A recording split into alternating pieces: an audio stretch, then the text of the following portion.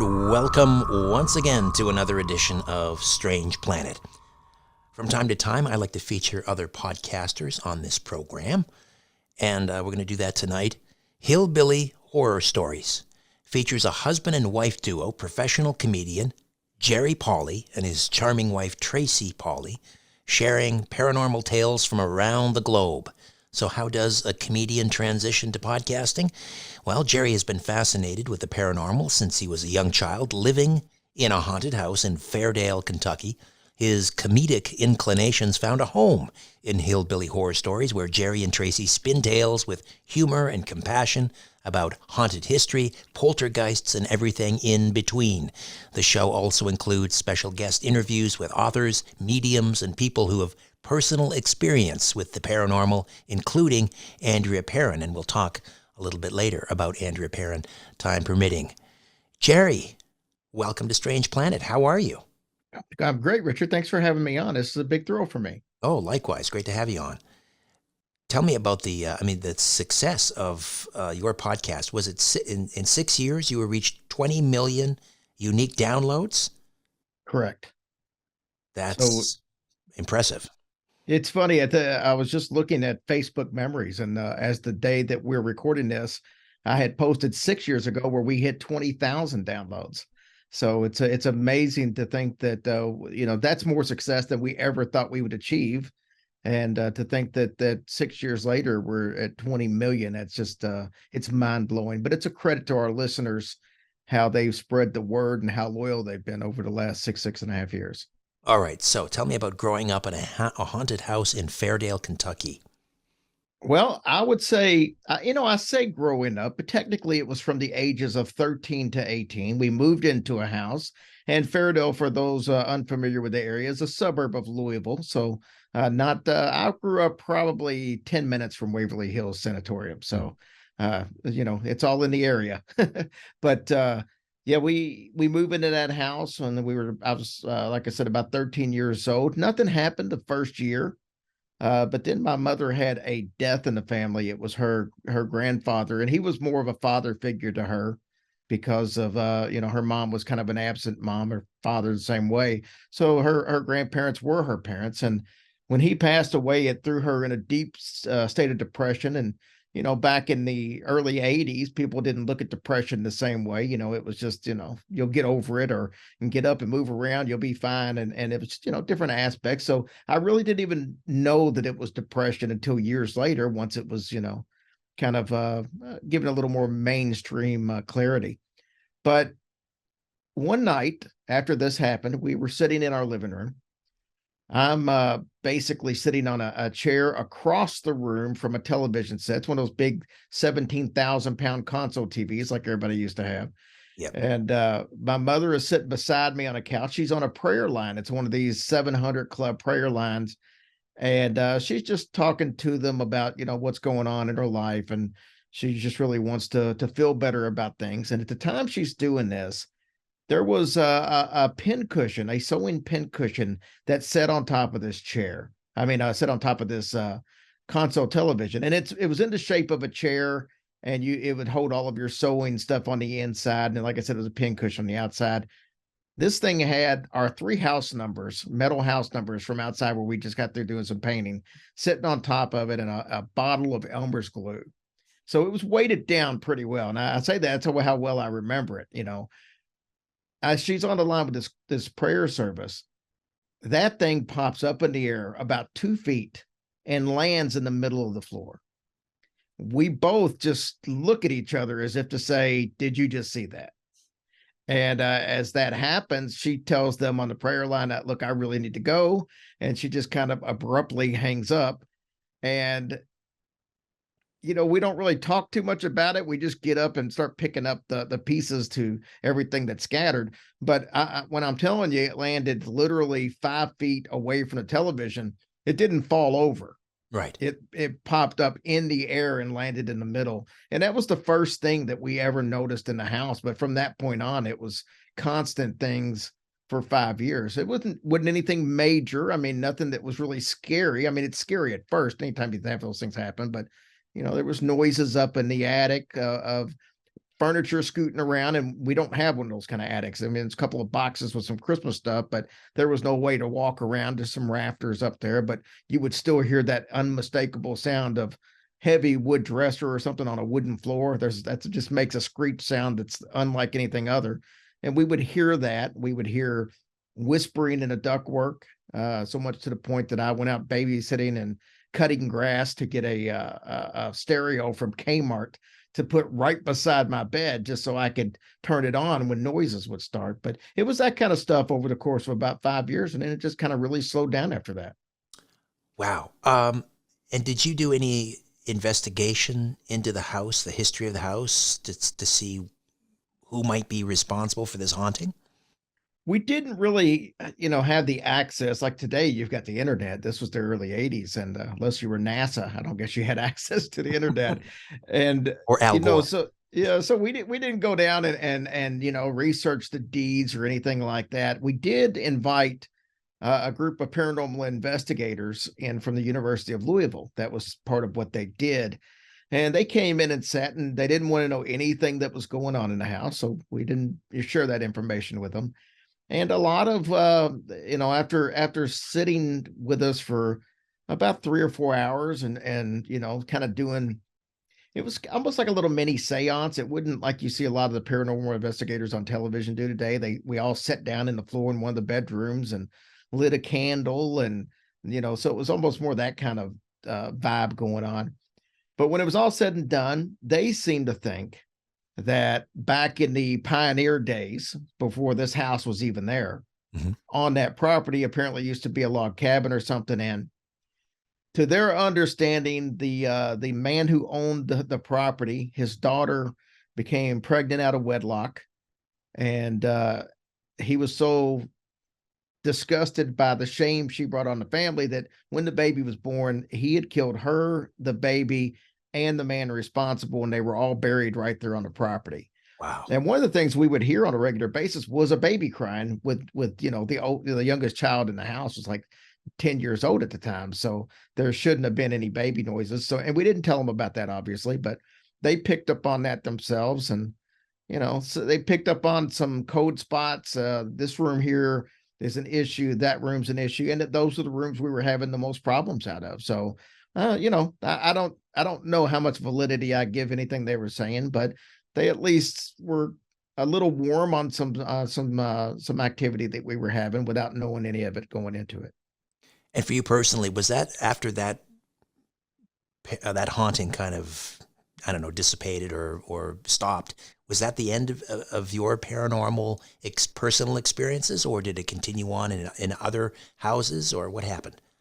No, for me, I've had things happen. I'm sure it all classifies as paranormal, but it's almost more like an ESPN or ESPN, listen to me, an ESP or almost like a medium psychic type ability.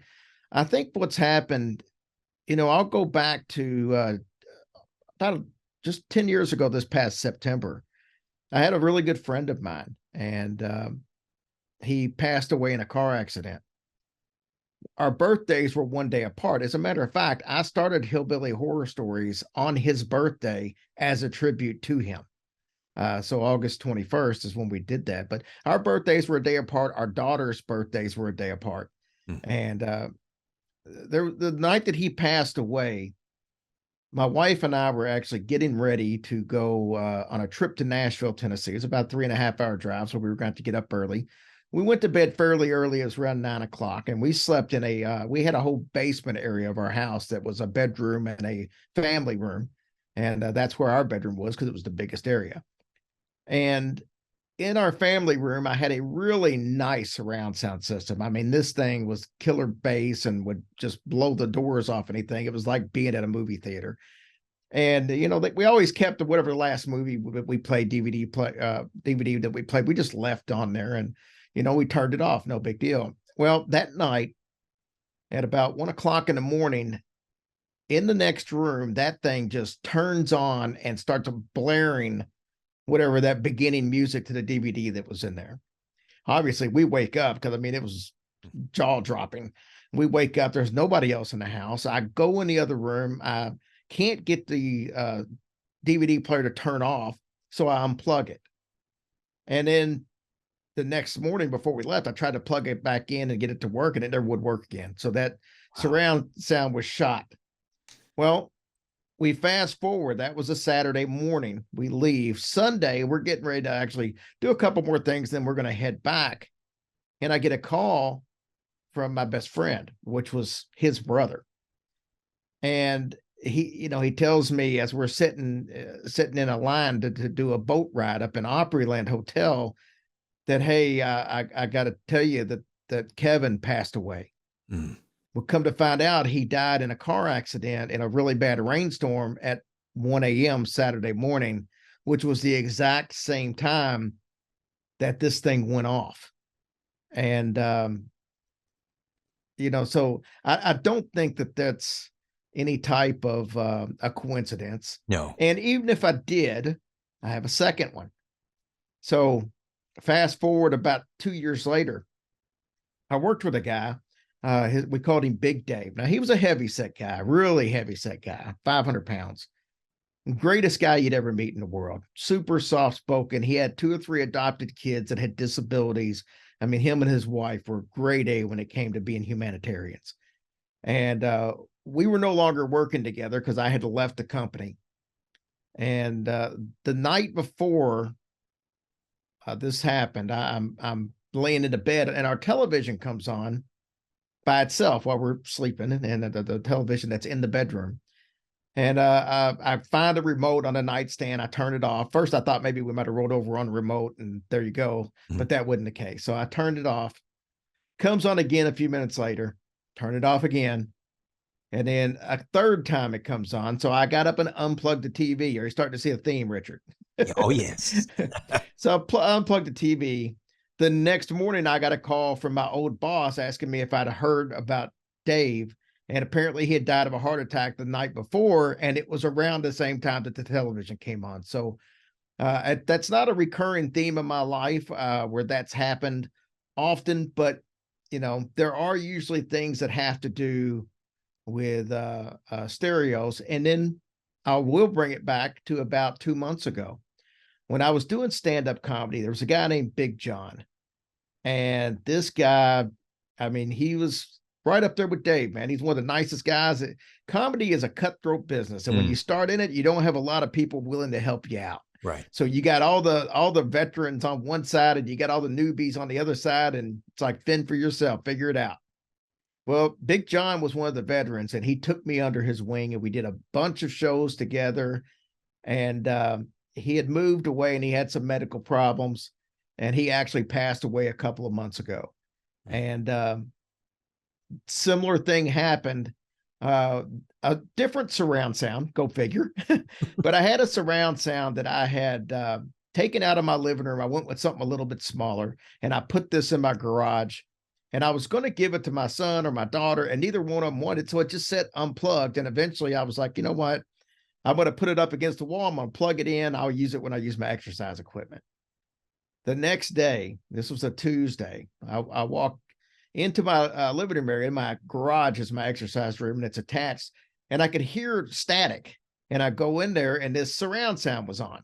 And it was on a radio station that I didn't have the antenna hooked up. So you were getting nothing but static. Turned it off. Later on, my wife comes in there. It's on again. She turns it off.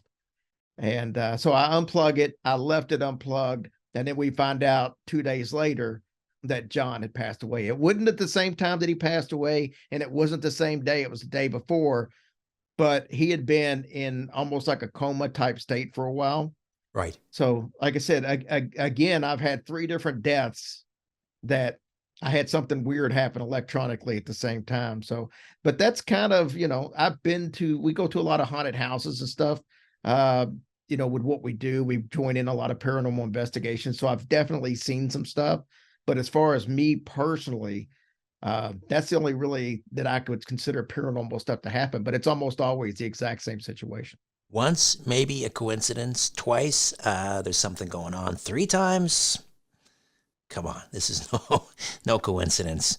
Jerry Pauley is one half of a husband and wife duo hosts of Hillbilly Horror Stories. So how did the podcast then start?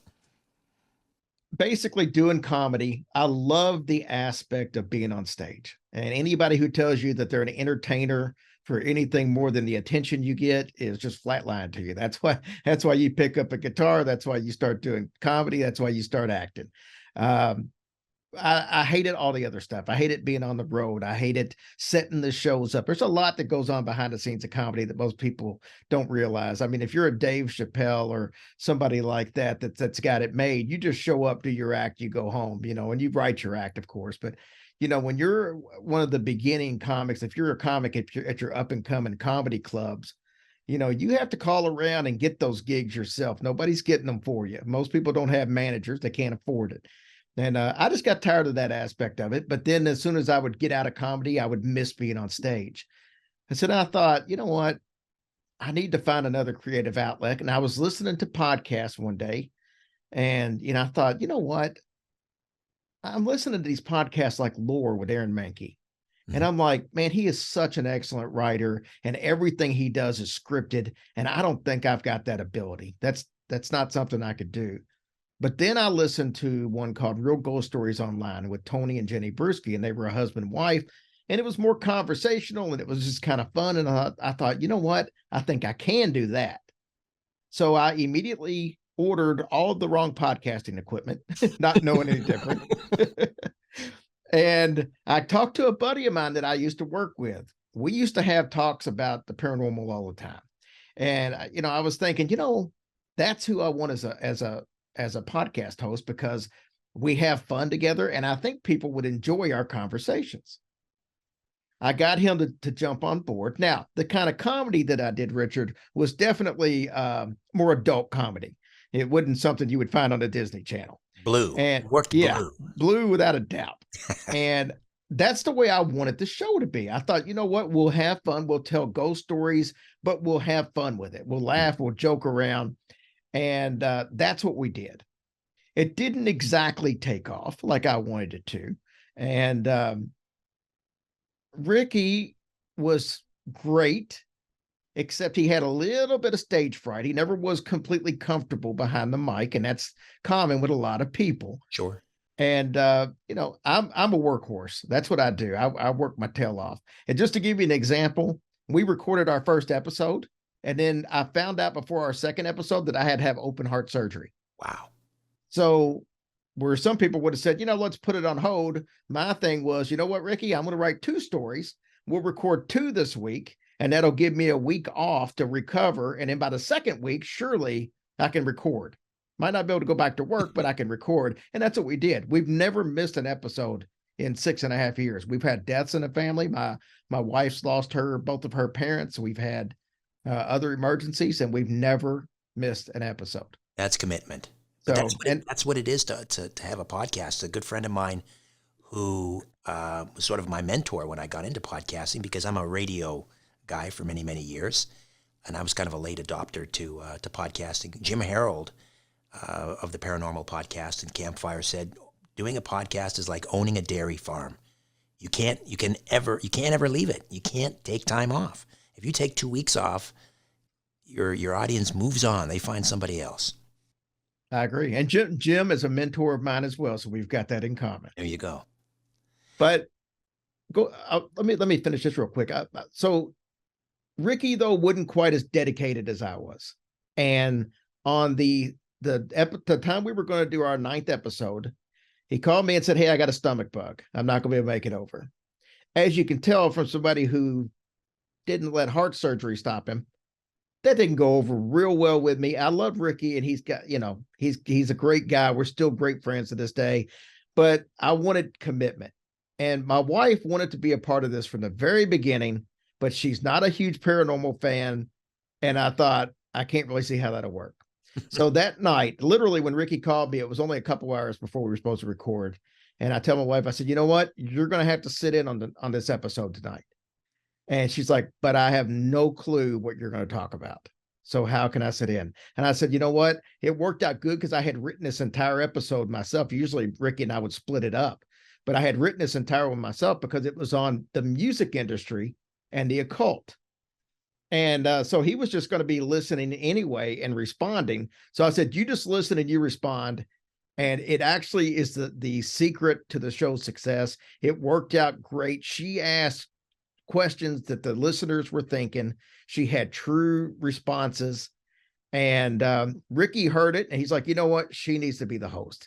And I'm like, you know what? It's our gig. It's mine and yours. She'll be a great fill in. He did 2 more episodes and then he said, you know, I got so much going on. It would work better with her. So she took over on episode 12. And the rest of it, as they say, is history. And I don't think we would be anywhere near where we're at today had it not been for her and her contributions, because I think that is the secret to our success. Right. She becomes your audience, your foil, your sounding board, and your co-pilot. All right, we'll take a quick time out, Jerry. Come back and discuss more on Hillbilly Horror Stories, the podcast. Stay with us. Every new season, we find a reason to improve our lives and our health. And C60 Evo organic edible oils deliver noticeable benefits quickly. A spoonful in the morning delivers energy and endurance all day long. And I sleep deeper and wake up feeling refreshed because C60 ESS60 works.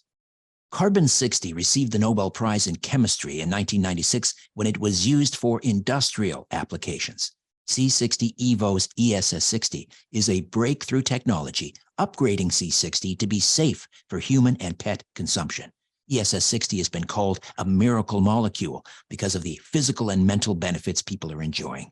Their lab has a proven track record of 31 years and thousands of happy customers across the world, just like me. So treat yourself, your friends, and your family to C60 Evo and use my link, EVRS, to get 10% off your first order. Again, my link, EVRS, to get 10% off your first order.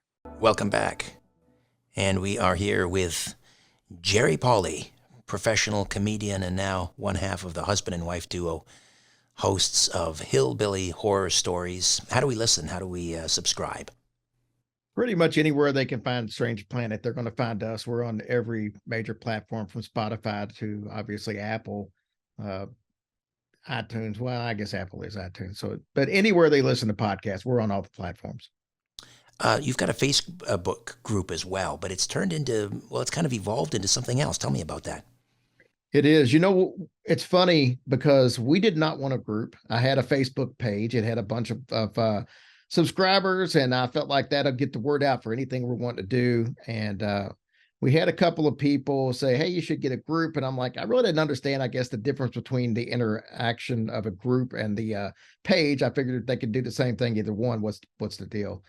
And we had a listener by the name of Natasha in Australia say, hey, will you do a group? And I said, you know what? I don't really want to, but if you want to start one, I'll let you start it. You run it. I don't want to be involved with it. I'll chime in from time to time, but if you'll take care of it, I'll do it. And that was 5 years ago. And the incredible thing was, actually, it was 5 years ago yesterday. But the incredible thing was, about 3 years ago, we turned it into 100% a mental health support group. So it's a completely closed group. So you gotta be able to be accepted. So it's not a public group, it's private. And you have to agree to be willing to help others in order to even get in the group. And it's been a godsend. Now we're obviously, my wife and I are involved in the group 100% all the time. It's become the thing that we're most proud of the podcast. I mean, Richard, you can have as many downloads or make as much money off a podcast, but there is nothing like having somebody tell you that you saved their life. And we get, and I'm not exaggerating, we get 3 to 5 people every week tell us that we made a huge difference in their life. We caused them to seek help. We caused them to get on medication. We caused them not to commit suicide. We've had 2 or 3 people tell us, one woman said that she had a rope out and was going to do it, and she heard us. We had another woman that said she was going to drive her car off of a bridge, and she heard at the beginning of one of our episodes. Because see, every one of our episodes, Richard, we start off giving out the suicide number. We don't just give out the number and there you go. And we basically talk for a few minutes about if you're struggling, if it's a holiday season and a lot of people are struggling, and if you need help. We've given out our personal phone numbers several times. My wife and I talk to probably 15 people every week who are struggling because they need somebody to talk to and they don't have anybody else.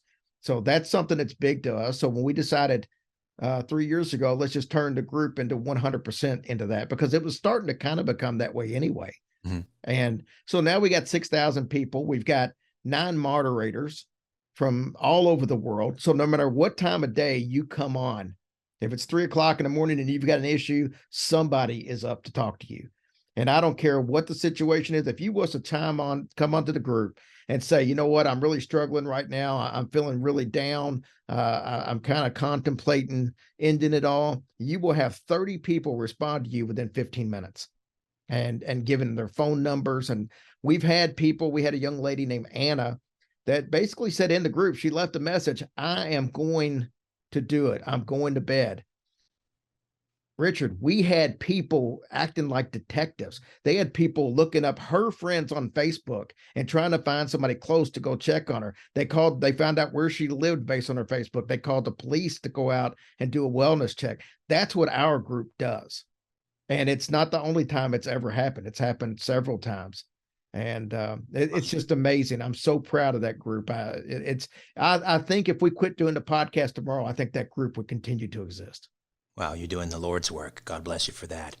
You've known some struggle in your life as well. You talked about your mother's battles with depression. You wrote a book called Hillbilly Horror Stories from Hell to High Water. Tell me about that.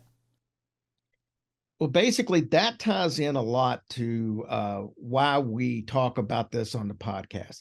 The first 20 episodes or so, we didn't bring that up, but then we actually did a story on the Japanese suicide forest.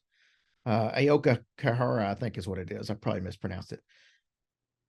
And I felt compelled to bring up my own battles with depression. And I actually had a failed suicide attempt back in March of 2001. And I told that story, and I think it really resonated with a lot of people because we got a lot of listeners saying that was brave. I'm glad you shared that story. And from that point on, it's been a staple of our Sunday night episode to always talk about that. And I think people like knowing that somebody that they look up to has had the same struggles. And I'll be honest with you, Richard, I did not feel like I was a great person for most of my life. I didn't think I was a good father. I definitely was not a good husband. And, my wife now benefited from a lot of that because I did a lot of self-growth. And, we got asked anytime you're doing, like Jim Harold does or like we do, people are always asking, hey, won't you write a book? But I was like, what am I going to write a book about? I rehash a bunch of stories that we've done that real authors have actually written and done a hell of a lot better job than I can do. And then one day it hit me a couple of years ago. I thought, you know what I can do is I can write a book talking about my own struggles and how that ties into the podcast. So what I did was I wrote the book, and it talks about my time at a haunted house growing up. That's the first part. It's almost like 3 short books into one, but it's the time in a haunted house. And then I talk about all the bad crap that I did in my life and how it led up to me getting a divorce and dealing with depression and attempting suicide.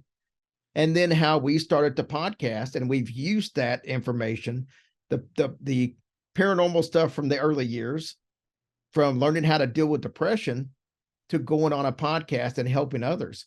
And so that's what the book is. And I got 25 or 26 emails at the end of it that listeners send us telling us, like I was saying earlier, how it's made a difference in their life. Of course, I've got all their permission to be able to use it, but hell, I could have put 100 in there. And but that's what the book is. It's basically, I wanted people to see who listen to the show that you only know this version of me. You think of me, and look, we're very giving people, Richard. We do a lot of stuff for charity. We help out listeners. We do toy drives for listeners. And that's great that people see me like that.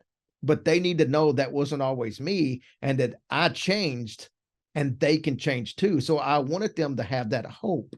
And that's why I put the book out. Hillbilly Horror Stories from Hell to High Water. Where do we get a copy?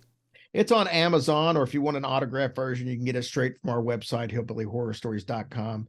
And if you can't afford the book, Richard, it's on our podcast. I read the book instead of just doing an audio version, an audio book. I actually read it on the podcast over the course of several weeks. So you can actually just look that up and find it, because I wanted everybody to have access to it. It wasn't about the money for it. I wanted people to know that I want everybody to hear it. And so I put it out there for free just so people could get it. How did things turn around for you, Jerry? Counseling, which I was not a believer in. When my wife and I first started having problems, we went through some marriage counseling, which she did not want to be a part of. She had her mind made up. And I continued with counseling after she left, and it helped me to learn how to deal with things. I wasn't big on medicine. I tried medicine. To me, there was some side effects and it didn't work for me. So I was determined that I was going to teach myself how to battle depression. And it took a lot of patience. That was the first thing I had to teach myself, was patience. I had a lot of anger problems, a lot of issues with flying off the handle. And I had to teach myself that you got to deal with stuff in a different way, brother. You can't do that, or you're never going to be in a successful relationship. You're never going to be a great father. And so I taught myself just over the years to be more patient, more patient, more patient. And I just basically taught myself to stop and think before I talked. And that's way easier said than done, but it worked for me. And, I taught myself, like, if I got, and to this day, Richard, I still get thoughts of harming myself and stuff like that for no reason. I could be in the greatest situation of my life. And for some reason, a thought like that would pop in your mind. And now I can just chase it out. I can immediately change to something else. And that's what I couldn't do before. In the past, something like that would hit me and I would just dwell on it and dwell on it and dwell on it. Next thing you know, I'm in a funk for 2 or 3 days. But now what I do, and I think listeners can benefit from this, I have 4 or 5 things that are fantastic in my life, from my wife to my kids, and not just in general, like my kids. Like, I'll remember I got to see my son got married. I'm ordained, and he got married a couple of years ago on Father's Day, and I got to perform the ceremony. Wonderful.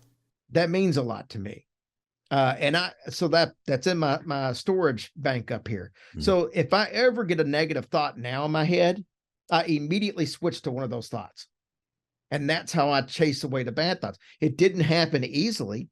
I had to train myself to do that. And it took several years before it became instant. But now it's instant. And, before I was just like, I feel bad about this. Well, let me think about this good thing. But my mind would still shift back to the bad thing.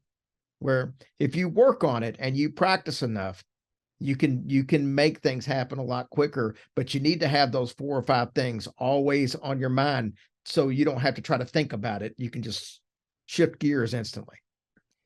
There may be someone listening to this podcast who is dealing with some mental health issues and struggling. If you'd like, why don't you give out the information, how they can contact you and your team and your group? Absolutely. Obviously, we started a new, not us, but the United States started a new crisis line. It's a whole lot easier. So it's 988.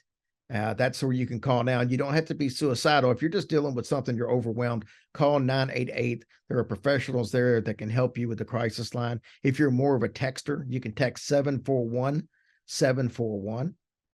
Or you can go to the Hillbilly Horror Stories group on Facebook, ask to be a member. It's going to ask you the dog's name. That dog's name is Ninja. And that's how people know. And it's going to ask you if you're okay with seeing people post their struggles, and are you willing to not be critical. We have a 0 tolerance policy in there. We want people to feel safe. There is no drama in our group, and that's why we have 9 moderators. If anybody is the least little bit critical of somebody posting, they're gone.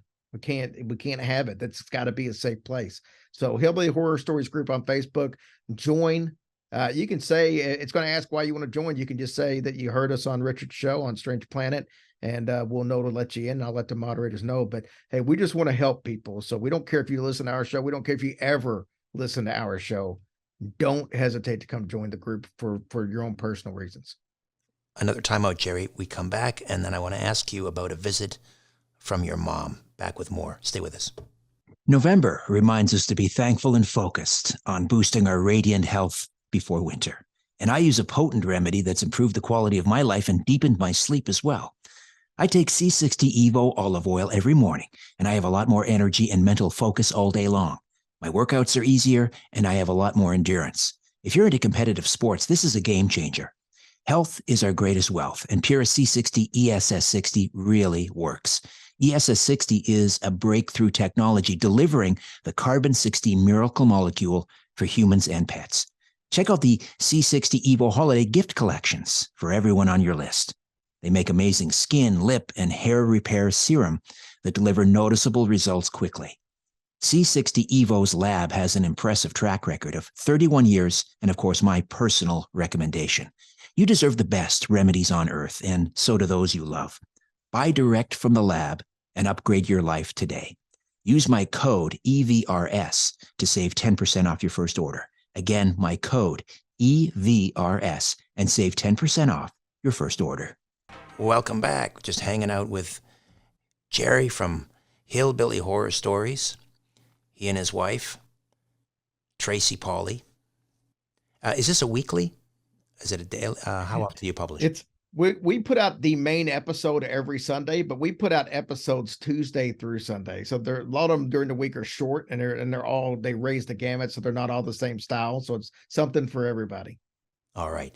So you had a visit from your mother who had passed away 6 months earlier. Tell me about that. Well, it's sort of a lengthy story, but I'll make it as short and entertaining as possible. My mother and I, for the last 10, 12 years of her life, did not have the best relationship. In fact, when I would come over to the house, she would sometimes be in a back bedroom. My dad would be in a living room, and I would spend all the time in there with my dad. And then I would go to the back bedroom just to basically say bye. And that was kind of it. She'd call. I wouldn't answer the phone if I saw it was her. It's just, it was just not a good, close relationship. But years earlier, we used to be really close. And we actually had a connection that I talk about all through the book about. She always knew when something was wrong with me. I mean, she was a unique woman, but I mean, if something happened, she knew about it without me telling her, and it was strange, but that's the kind of connection we used to have. Well, I was doing comedy. I'd only been doing it for 6 months or so. And she got to see me perform one time at the Comedy Caravan in Louisville, and then she passed away shortly afterwards. She was only 54 when she passed away, and it was really unexpected. My mom used to be kind of a little bit of a hypochondriac, and she was always in the hospital. And for that reason, most of the time, I didn't go to the hospital. I always knew she's going to be out in a couple of days. It's no big deal. Well, I had a huge comedy event coming up. It was a sold out show at a place, and it was music and comedy. And we were on our way down to the show, and I get a call saying that my mom had been rushed to the hospital. Well, I just told you what usually happens. I just don't go. It's not that big a deal. Something hit me with this one, though, that it was different. It was a gut feeling. It wasn't anything that my parents said, or I mean, my father had said. It was just a gut feeling. And I wanted to cancel the show, or, cancel my part of the show. And my dad talked me into going. He's like, no, we're all going down to the hospital. Just go. By the end of the night, after calling and checking in several times, they said, you know what? They said everything looks good. It wasn't as bad as they thought it was. So they're sending us home. So don't worry about it. You can just come up tomorrow. Perfect. Felt good. Went home, went to bed. I got a call at 7 o'clock in the morning telling me I needed to get to the hospital ASAP. She had taken a major turn. And by 10 o'clock, my mom was gone, and I was holding her hand when she took her last breaths. I don't even need to probably to explain to anybody out there listening the guilt that I felt for every phone call I didn't pick up, every time I didn't spend time with her when I could, because I just never thought that would happen, to somebody 54 years old in relatively good health. Well, we're going to fast forward 6 months. I'm doing a show at this little hole in the wall bar. This place was literally 2 rooms, a room with a bar that they didn't even have tables in because there was no room in that room for the bar and tables, and a little step down room where they did karaoke and stuff. And we were going to do a comedy show in there. It seats about 30 people.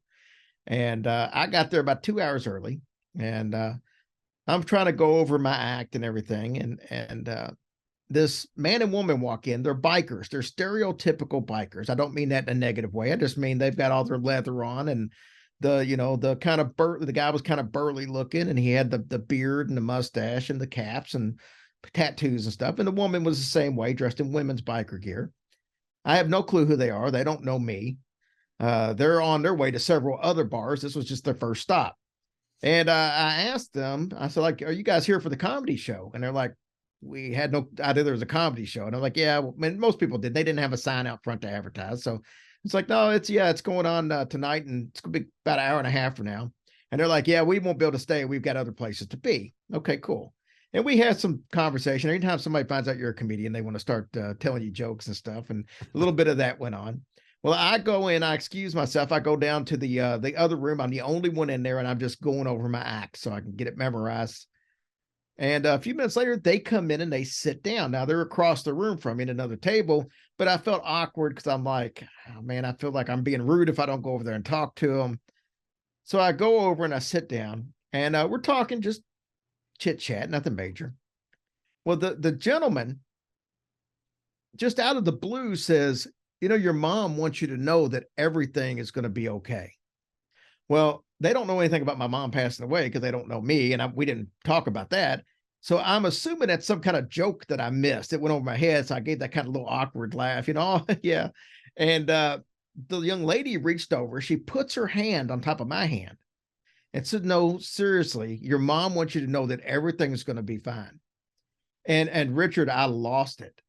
I mean, I knew without a shadow of a doubt that there was something going on there that was beyond, what I was in. I'm not the most religious guy in the world. I'm spiritual. So, and I believe in the paranormal and the afterlife, but this was something on a level that I had never experienced. And this was before any of the stuff we talked about earlier with the electronics and all this. Right.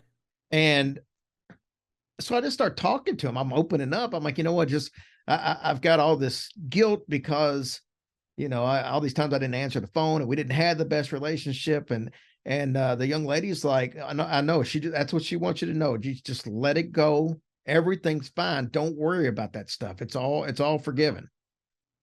And, we just start talking a little more. And then they say, she thinks you should be doing, better things than like this, performing, at a place like this. And I'm like, I'd like to perform at better places, but you got to start out somewhere. And that's, that's my goal too. And we talked for a few minutes more. And to be honest with you, I can't even tell you what we talked about. I was so blown away. And they got up and they left. And I've never seen them before. I've never seen them since. Have no clue who they were. But I don't know if they were sent there to give me that message. I don't know if that happened after they were there. I don't know if they even know what happened, but something happened, and I was completely blown away. I had a horrible set that night because I couldn't concentrate. Oh, that's all I could think incredible. about. That's all I could think about. And I'll tell you one other add on to that. Yes. It didn't click to me until years later, honestly, but that little bar, my mom and dad and myself went there, and we never went out together to do anything. Never. A handful of times in my whole adult life. We went there at that bar in the middle of the day one time and played pool.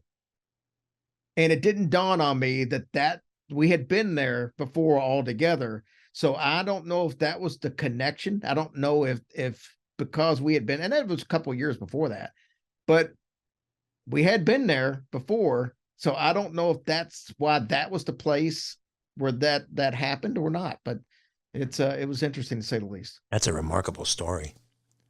Truly remarkable.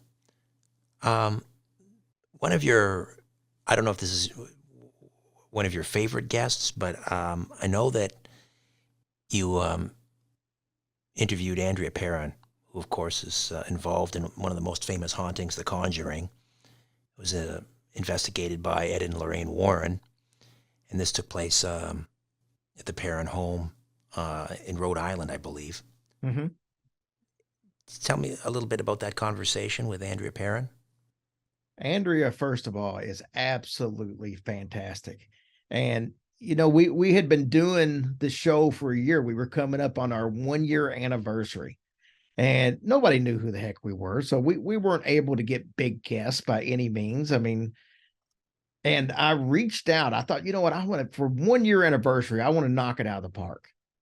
And I reached out literally 2 months before that to Andrea, and I didn't hear anything back, which I'm used to that. I've reached out to bigger guests before and didn't get anything back. So, and I eventually she wrote me back. And this was just on Facebook. I mean, it was not even like an email. It was just through Facebook Messenger. And she wrote me back and she agreed to be on the show. And I couldn't have been more thrilled. It was my biggest thrill to date of being able to interview somebody like Andrea Perrin. I mean, it was like, wow.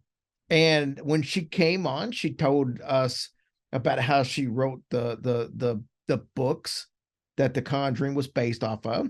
She told us how what really happened in real life compared to the movie.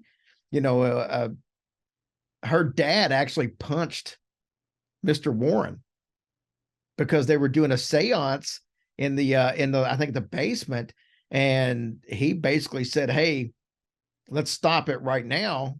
And he didn't. And her dad just punched him in the mouth. Wow. And knocked him down. And, of course, that didn't make it to the movie.